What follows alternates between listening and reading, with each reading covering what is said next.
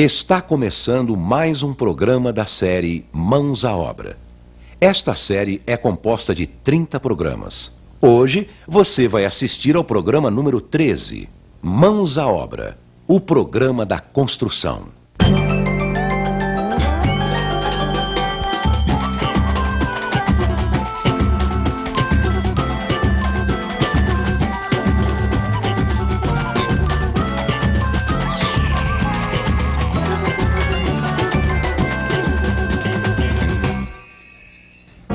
No programa anterior, vimos como fazer vigas e lajes, como fazer as vigas sobre paredes, como fazer as vigas sobre vãos, como preparar as lajes, os cuidados na hora de concretar as lajes. Mãos à obra, programa 13, instalações elétricas.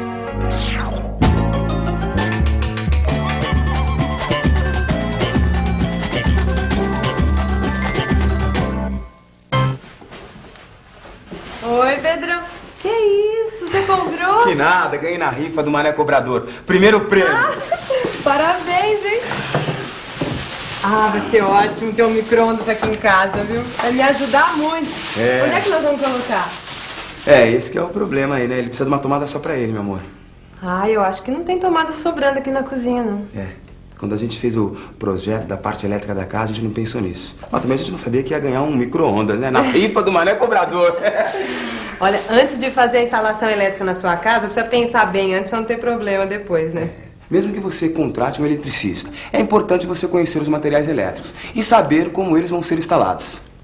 E aqui vai uma dica importante, viu, gente? Na empresa de energia elétrica da sua cidade, você vai ter informações de como receber energia na sua casa.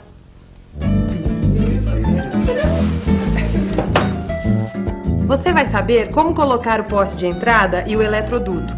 E como deve ser a caixa de entrada, onde serão instalados o medidor e a chave geral. Depois, com a obra mais adiantada, vai chegar a hora de preparar os pontos de energia elétrica.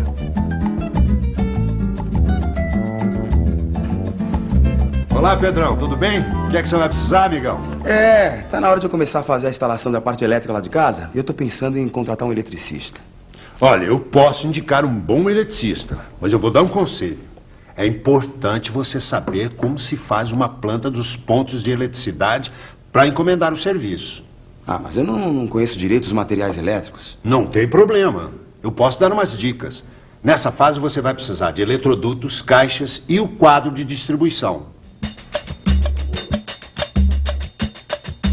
Os eletrodutos são tubos que são colocados dentro das paredes e das lajes e por onde passam os fios, que são os condutores de eletricidade. O eletroduto é aquele que o pessoal chama de conduíte? Isso mesmo. Existem dois tipos de eletrodutos. O rígido, como esse aqui, ó, e o flexível, como esse. E qual que é o melhor? Depende da aplicação. Nas lajes, o rígido. Nas paredes, o flexível.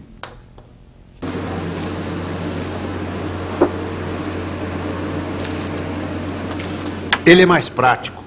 É fornecido em rolos. Você pode cortar no tamanho que quiser sem precisar emendar.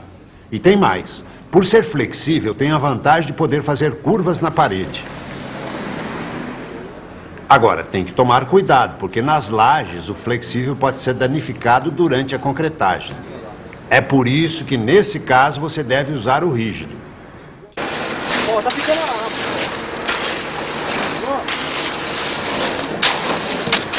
E não tem perigo de pegar fogo? Não, eles são feitos de PVC, que é um material anti-chama. E as caixas? Nas caixas é que vão ser instalados os interruptores, as tomadas e os pontos de luz. As caixas são interligadas pelos eletrodutos. Existem 3 tipos de caixas. A retangular, que mede 10 por 5 centímetros e que também é chamada de 4 por 2 por causa das medidas em polegadas. A quadrada, que mede 10 por 10 centímetros e é conhecida como de 4 por 4. E a octogonal, ela tem 10 centímetros. Agora, quando é que eu uso uma e quando é que eu uso a outra?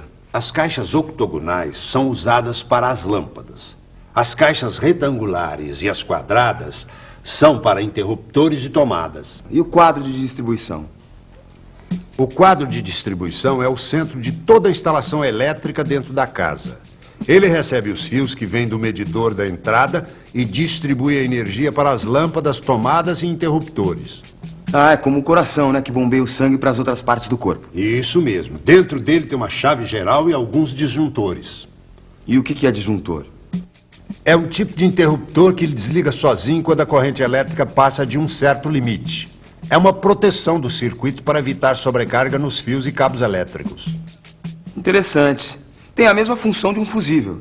Tem, mas a diferença é que o fusível queima e você tem que trocar por outro. O disjuntor tem uma mola que desarma o circuito. Depois basta ligar novamente que ele volta a funcionar.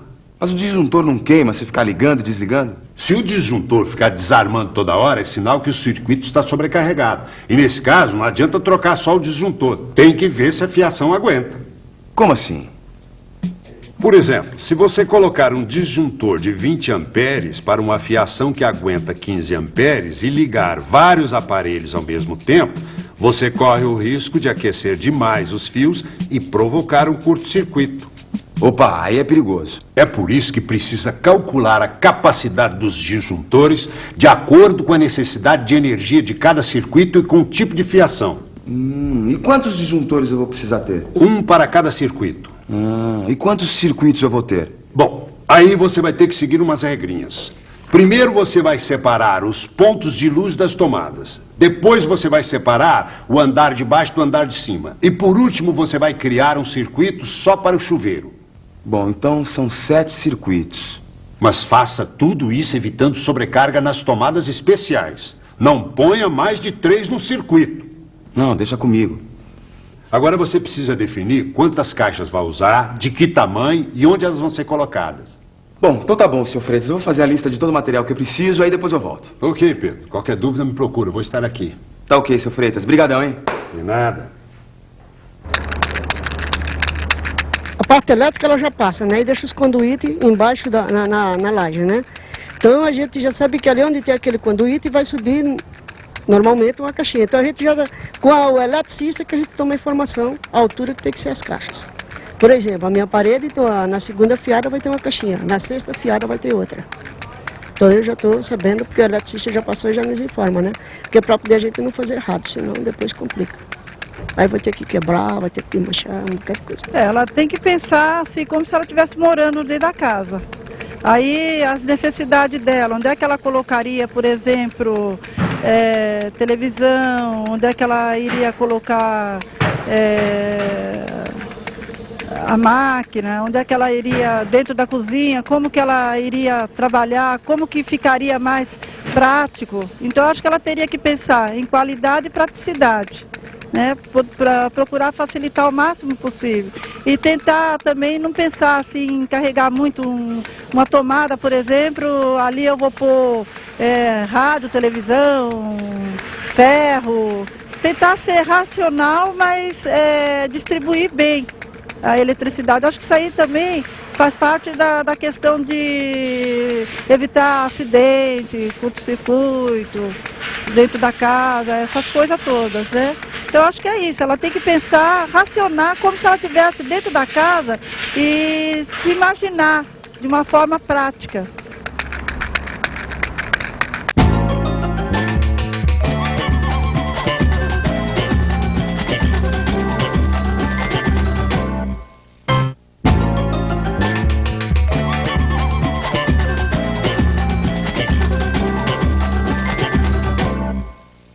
Depois das dicas do Sr. Freitas, eu aprendi como é importante você fazer uma planta dos pontos de eletricidade.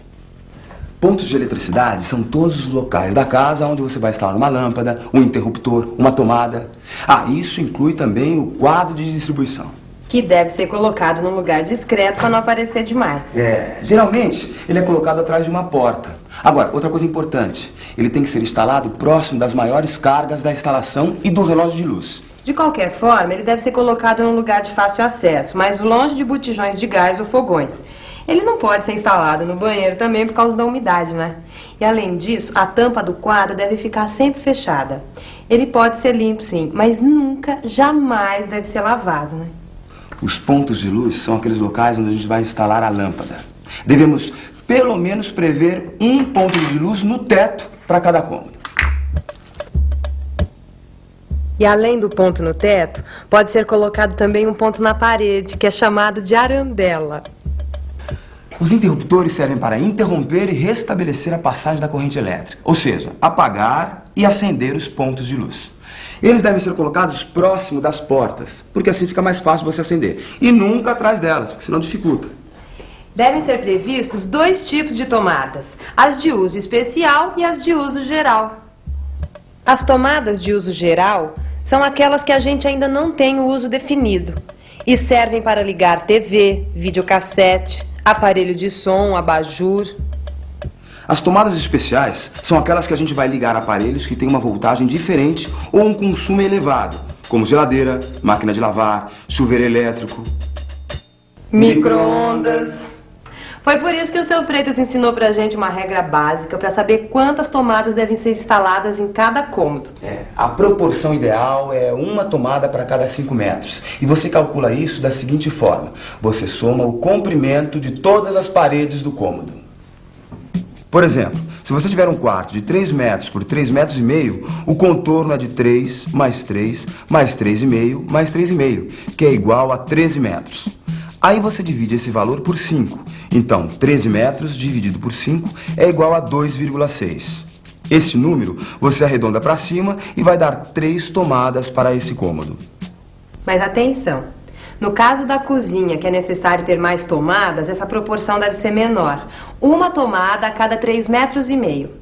Então, se você tiver uma cozinha com os mesmos 13 metros de contorno, você vai dividir por 3,5, ou seja, 13 metros dividido por 3,5 é igual a 3,7. Então, você deve colocar 4 tomadas.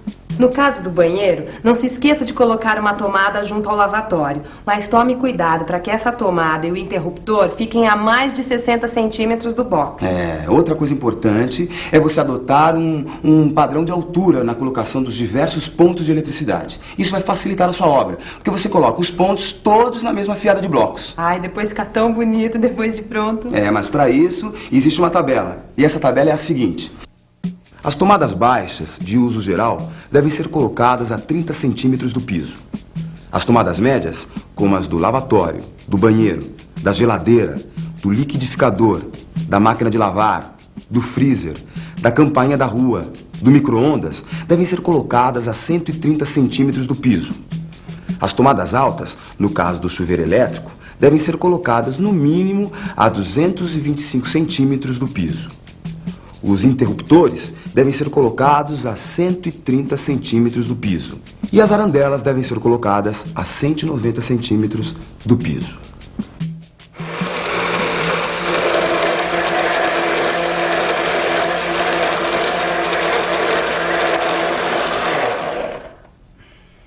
O próximo passo é fazer uma planta da casa com todos os pontos de eletricidade. Essa etapa é necessária, mesmo que você contrate um eletricista. Porque você precisa dizer para ele o que você quer que ele faça exatamente. Senão ele coloca um ponto no meio do cômodo e meia dúzia de tomadas. Ixi, Maria, depois quem fica com o problema é você. Para você fazer uma planta dos pontos de eletricidade, você tira uma cópia da planta da casa e desenha em cima os lugares onde você quer instalar esses pontos e eletrodutos. Tem uma convenção para marcar esses pontos. São os símbolos que representam cada tipo de ponto. O quadro de distribuição é um retângulo, metade cheio e metade vazio. O ponto de luz no teto é um círculo vazio. A arandela na parede é um meio círculo vazio. O interruptor é uma letra S maiúscula. A tomada baixa é um círculo pequeno vazio com um traço do lado. A tomada média é um círculo pequeno, metade cheio e metade vazio com um traço do lado. A tomada alta é um círculo pequeno, totalmente cheio com um traço do lado. O telefone é um triângulo vazio. E os eletrodutos você indica com uma linha ligando os pontos. Se passar pelo chão, faça uma linha tracejada para distinguir dos que estão passando pela laje ou parede. Com esses símbolos, você vai marcar a planta começando pelo andar de baixo. Marque o quadro de distribuição. Marque os pontos de iluminação no teto. Na cozinha, como temos um ponto no teto, é bom termos arandelas em cima do fogão e em cima da pia, para ficar bem iluminado. Marque os interruptores. Marque as tomadas. Depois, desenhe uma linha ligando o quadro de distribuição ao ponto de luz do teto mais próximo. Agora, ligue esse ponto de luz com os demais pontos do andar térreo. Ligue os pontos de luz com os respectivos interruptores. A partir dos interruptores ou dos pontos de luz, ligue as tomadas. Coloque uma flecha em cima do quadro de distribuição e escreva a palavra sobe, para indicar que um eletroduto passará para o andar de cima. No andar de cima, repita todas as operações a partir do ponto onde o eletroduto estiver chegando.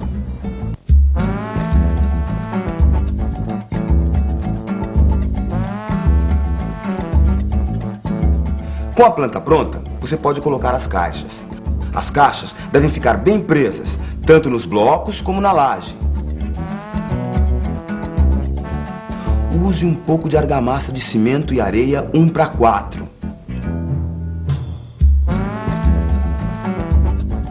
Os eletrodutos rígidos devem ser presos nas caixas por buchas e arruelas.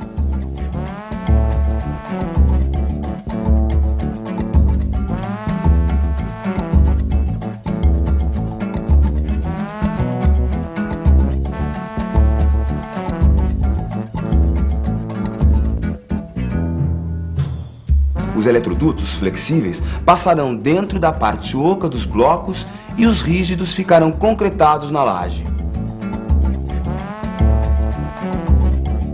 O diâmetro dos eletrodutos depende do número de fios que vão passar dentro deles.